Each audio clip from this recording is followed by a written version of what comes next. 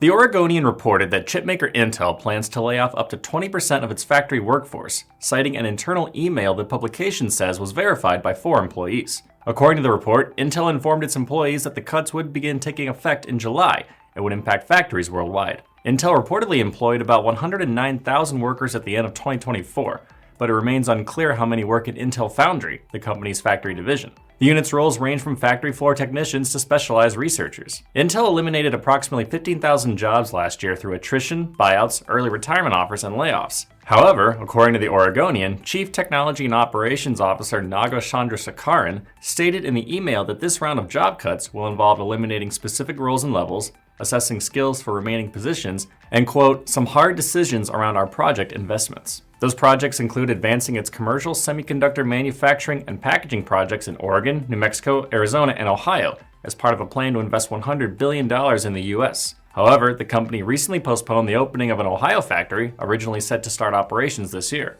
The company now plans to complete construction in 2030. Intel expected to receive $7.86 billion from the U.S. Department of Commerce under President Joe Biden's CHIPS and Science Act to help support the aforementioned projects. Columbus Dispatch reported that as of March, Intel has received $2.2 billion, with the remaining funding in question following Commerce Secretary Howard Lutnick's comments that President Donald Trump's administration was renegotiating Biden's grants. Reports of the latest job cuts come after an April Bloomberg report indicated that Intel planned to cut over 20% of its workforce.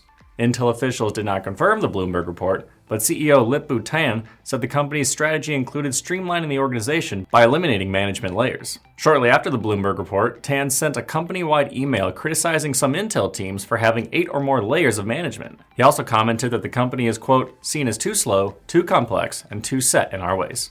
I'm Nolan Beilstein. This is Manufacturing Now.